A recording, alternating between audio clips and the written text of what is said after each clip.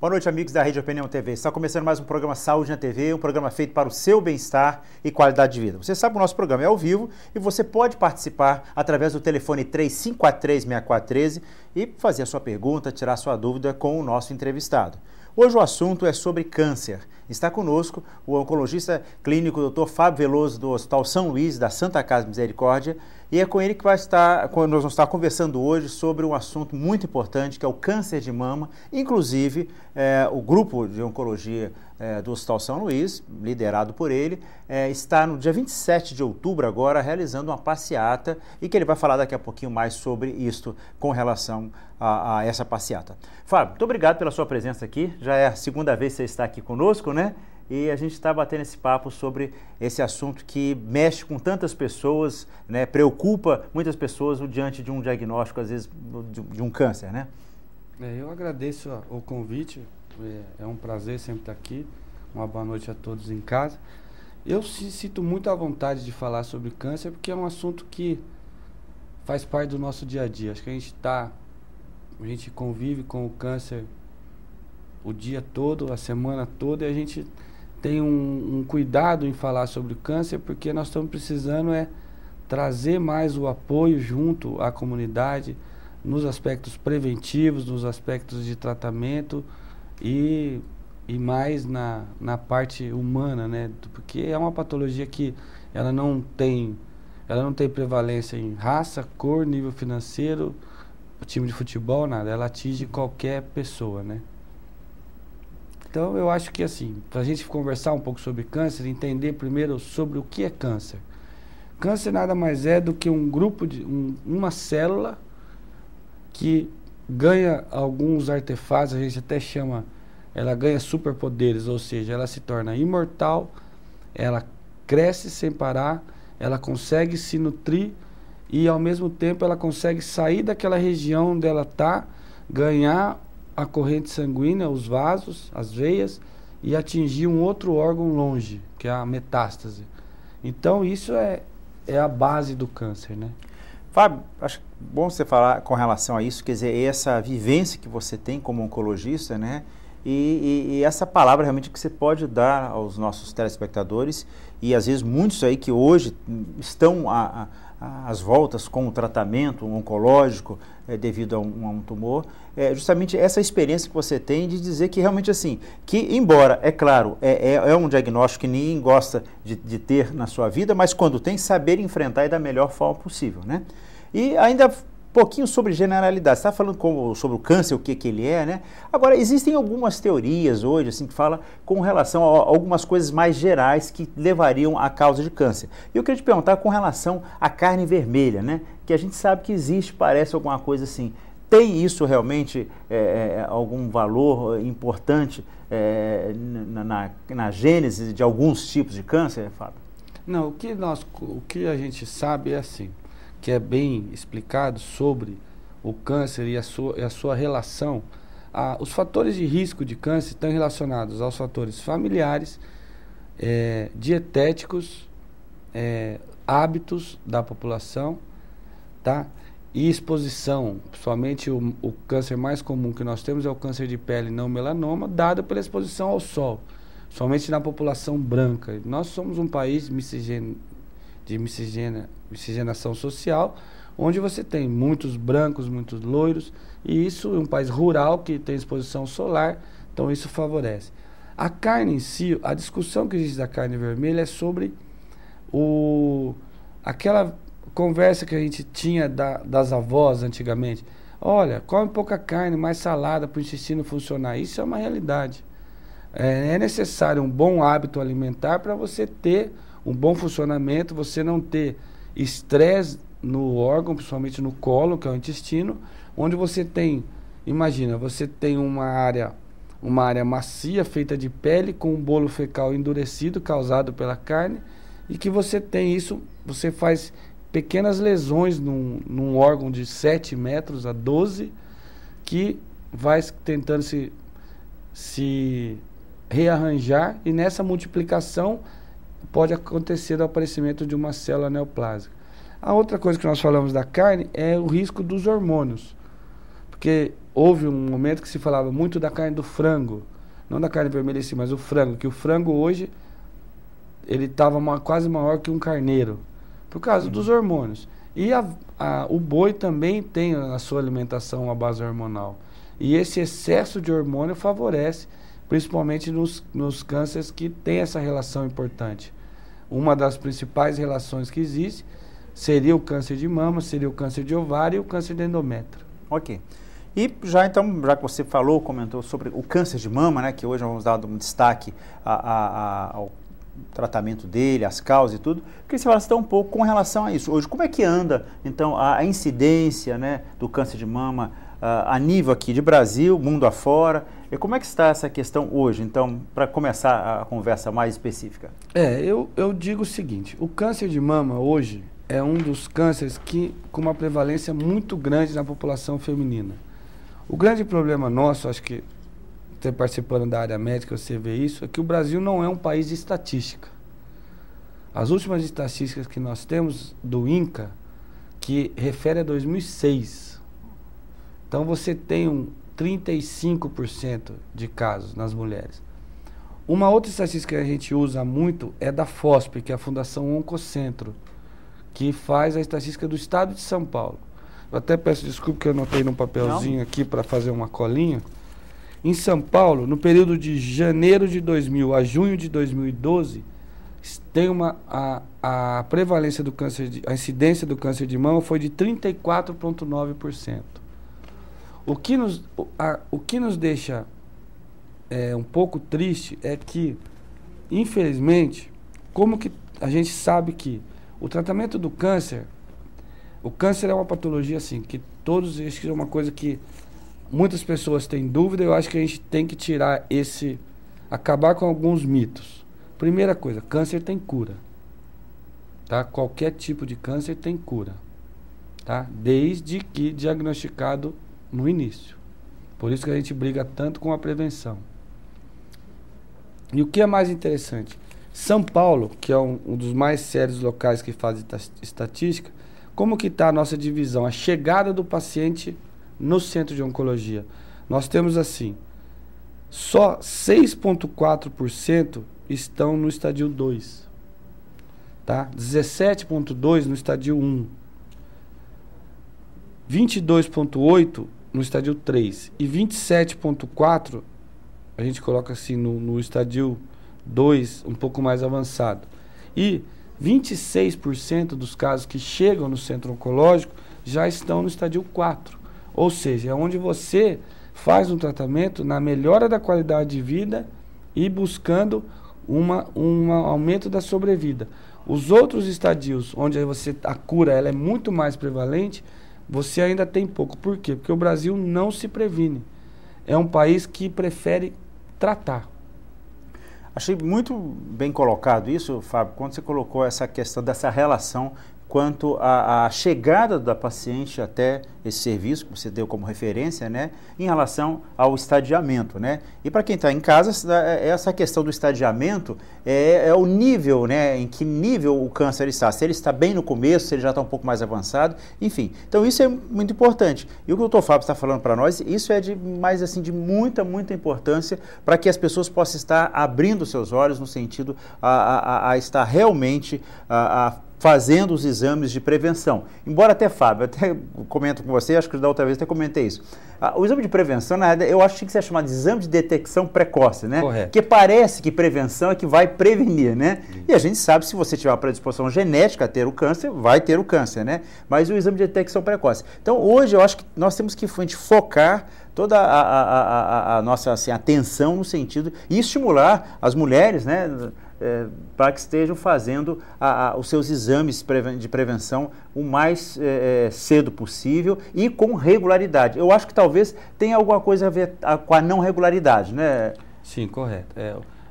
Isso é bem interessante, assim, porque o único exame que previne câncer é o Papa Nicolau, que é o único exame hoje que previne câncer. E não é tão complicado de fazer, né? E a mamografia, tanto a mamografia já partindo um pouco para a tua área, o PSA, são exames de detecção precoce.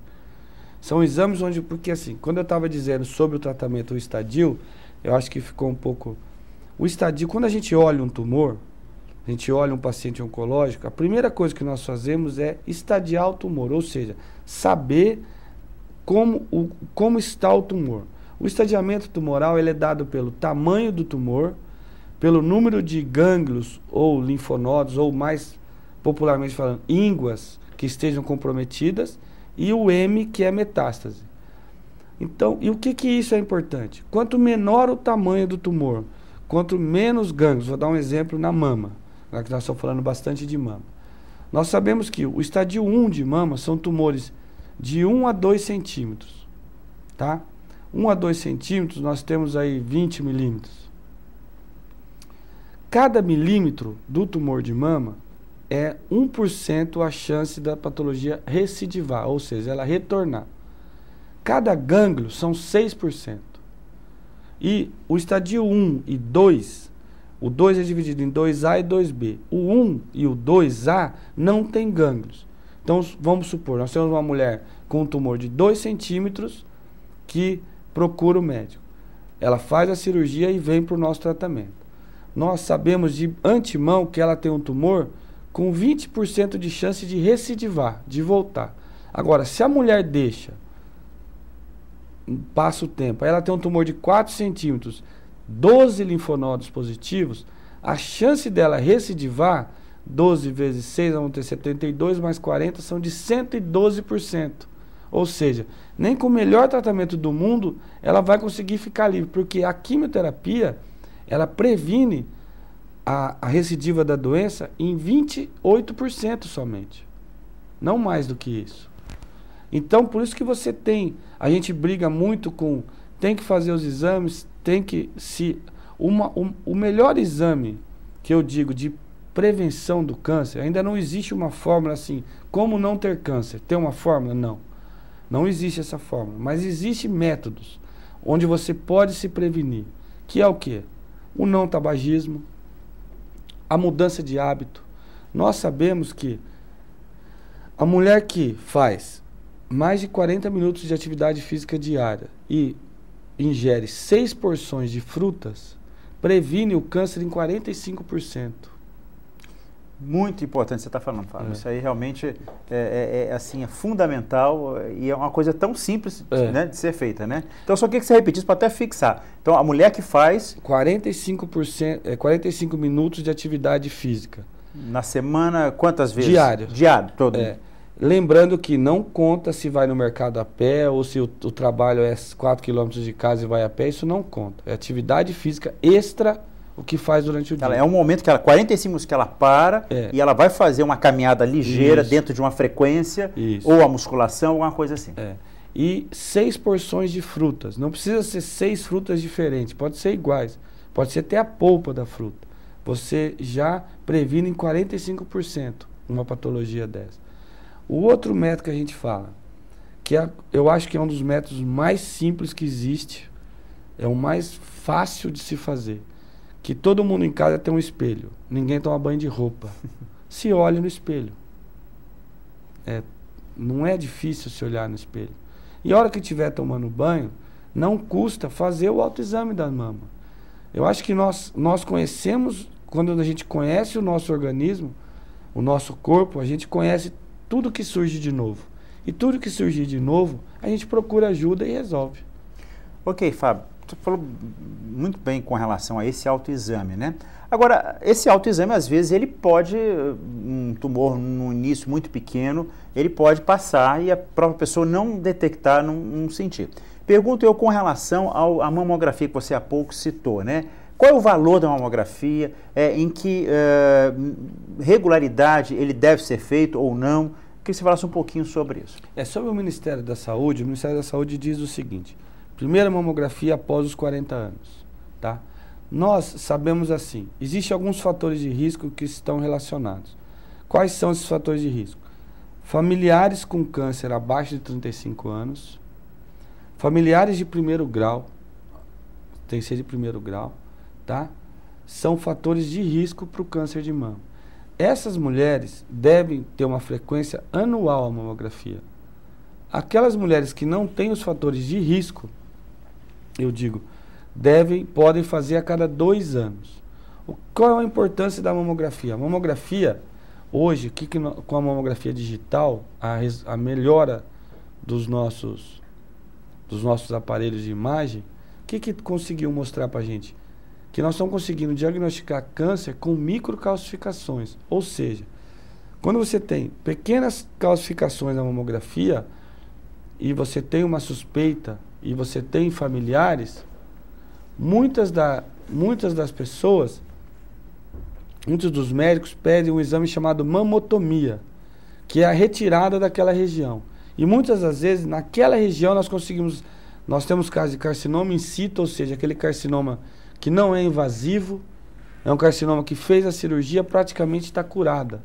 A gente completa com o tratamento necessário de acordo com os fatores do tumor, não da paciente em si. E a mamografia consegue detectar lesões pequenas, só que nós temos que saber que a mulher, quando ela é exposta, ela tem os seus hormônios. A gente falou. Por que a atividade e a fruta é interessante? Porque você diminui o índice de massa corpórea. Quanto menos massa de gordura, menor é a produção estrogênica da mulher. Então isso previne mais, você não tem uma exposição grande. Obesas têm muito mais chance de câncer de mama, de endométrio, de colo de útero, do que as mulheres magras.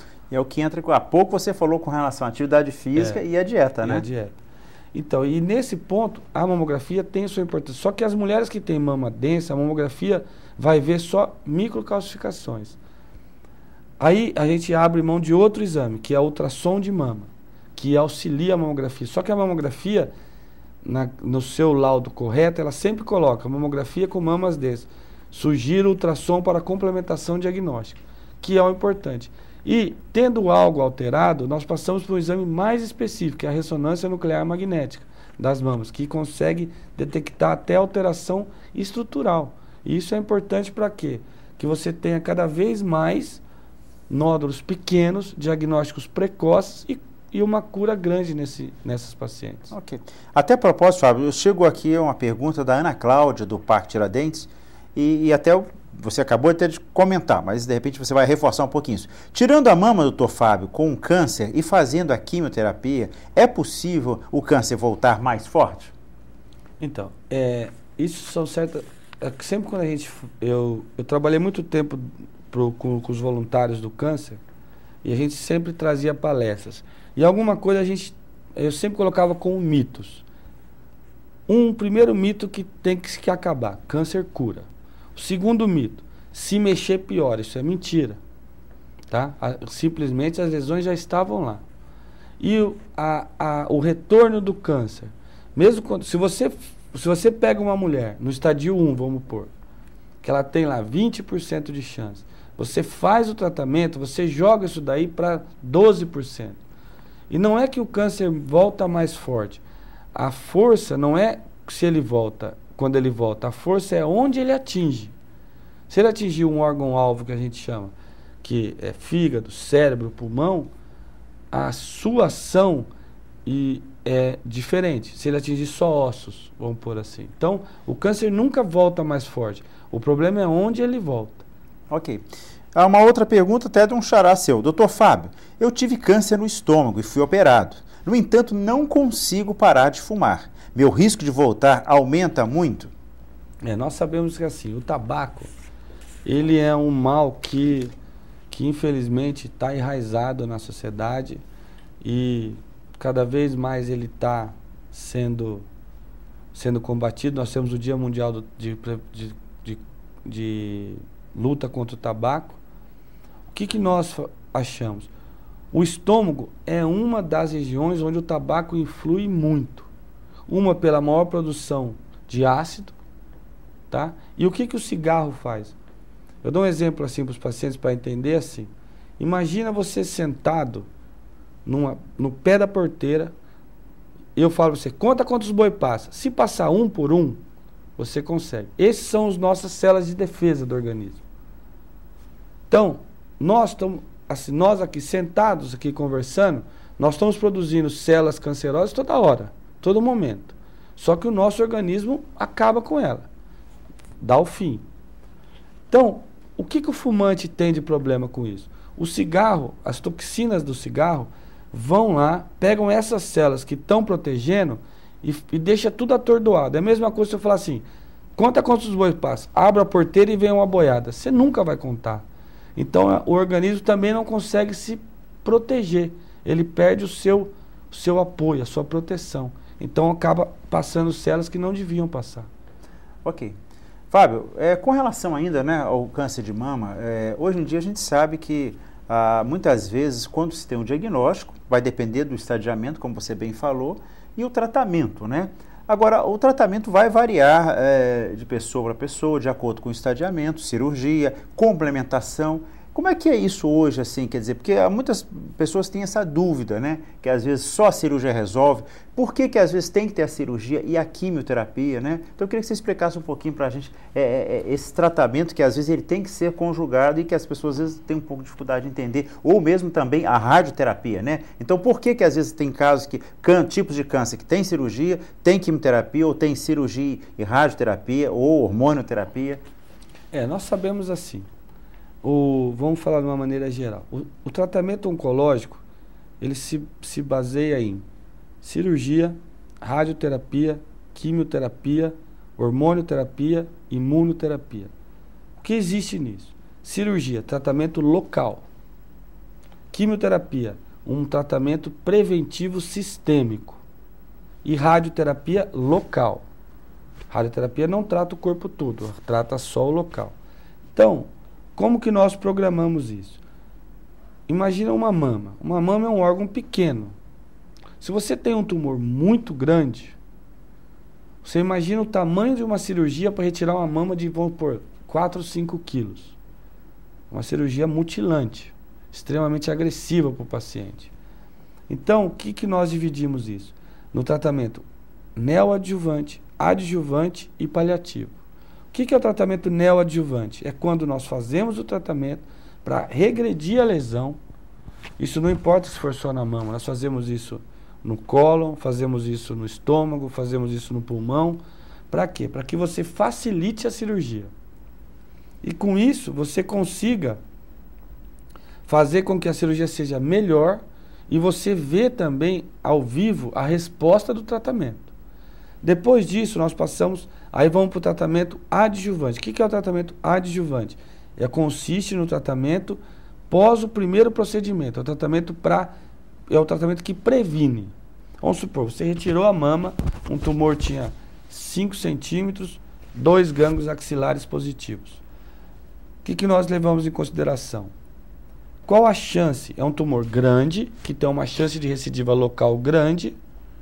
Então, você faz o tratamento adjuvante, que consiste na radioterapia para você prevenir o local. Como você tinha gânglio, quer dizer que o tumor conseguiu sair da mama, foi para o gânglio debaixo do braço. Como você tinha gânglio, você previne lesões em outros locais. Como? Com a quimioterapia. E após isso, se aquele tipo de tumor que nós estamos dizendo for responsível ou for um tumor estimulado pelo estrogênio e progesterona, nós fazemos, até um nome engraçado, a gente fala hormonioterapia, mas na realidade é um bloqueio hormonal. É uma anti-hormonioterapia. Nós estamos tirando o estrogênio da mulher, para que previna que o câncer volte. Falando em hormônios, né, a gente sabe, ontem mesmo eu atendi uma paciente que ela havia consultado com um ginecologista e ele estava propondo a ela fazer uma terapia de reposição hormonal, no caso do climatério da menopausa, né? E ela preocupada, mas doutor, isso não pode dar câncer. Como é que vocês lidam, oncologistas, Fábio, com essa questão, muitas vezes, em que há um risco ou alguma coisa assim? Ou quanto tempo se pode fazer, no caso, ao contrário do que você está falando, a terapia de reposição hormonal e os riscos que se tem? O que nós levamos em consideração é assim, a terapia de reposição hormonal, ela tem uma chance de câncer de mama de 1,075% após 3 anos. É uma chance pequena. Só que os benefícios da terapia de reposição hormonal na mulher é extremamente importante. Na prevenção de osteoporose, na prevenção de problemas cardiovasculares e até mesmo o benefício do casamento. Porque a terapia de reposição hormonal melhora até o humor da mulher. E isso ajuda na prevenção do casamento. O que é mais importante nisso tudo? Ginecologista que faz terapia de reposição hormonal sério, o que a gente tem visto é o quê? As mulheres que são encaminhadas ao centro de oncologia, que fizeram terapia de reposição hormonal, o estadio não passa de 2. Porque é feito exames rotineiros para que você tenha você faça o tratamento com segurança. O que nós não recomendamos, mulheres com alto risco de câncer, que elas assim, mais de 2 parentes, sendo que um deles tenha menos de 35 anos com câncer de mama, ou lesões na mama que estão em investigação, nós não recomendamos a terapia de reposição hormonal. Ok. Uma pergunta aqui de uma telespectadora do Jardim Cândida, é mais uma pergunta técnica, mas não sei se você talvez... Ela gostaria de saber, doutor Fábio, se as máquinas que temos nos hospitais aqui de Araras, pelo que ela está falando, são de boa qualidade e 100% eficaz no caso da mamografia.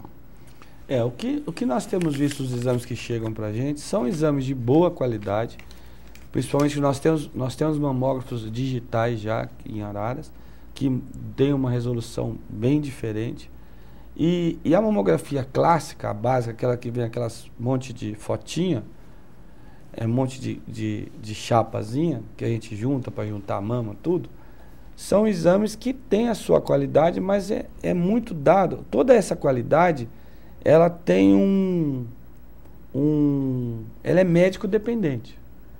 E nós temos ótimos laudadores aqui em Araras, de exames, que têm dado uma boa tranquilidade, porque assim, são bem criteriosos no sentido de pedir um novo exame para auxiliar o diagnóstico, que eu acho que isso é interessante. Eu acho que você, num exame, se não tem aquela qualidade que você quer, você não está certo, auxilia com ultrassom de mama que vai ter resultados bons. Ok, quer dizer, é como você falou mesmo, ter esse bom senso, ter para que possa estar indicando novos exames complementares, se deixou dúvida o primeiro exame, no caso a mamografia. Fábio, só quero te agradecer realmente o seu bate-papo aqui hoje, realmente muito gostoso, as informações. Queria que você falasse um pouquinho, então, dia 27 de outubro, nós teremos, patrocinado pelo Grupo de Oncologia, né, foi idealizado, né, por vocês, mas da Santa Casa e do Hospital São Luís, uma passeata de prevenção do câncer de mama, é isso?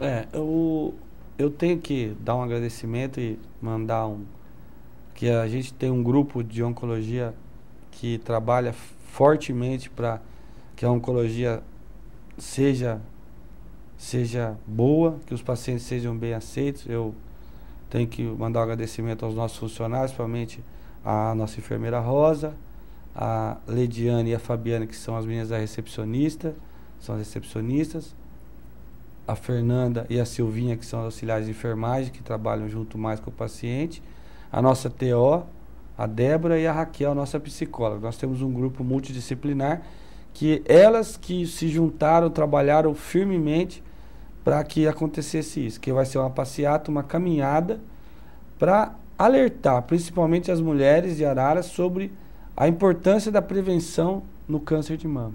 Dia 27 de outubro vai cair... Dia 27 de outubro, sábado, às 9 horas da manhã, com saída da porta social do Hospital São Luís. São Luís, e vai...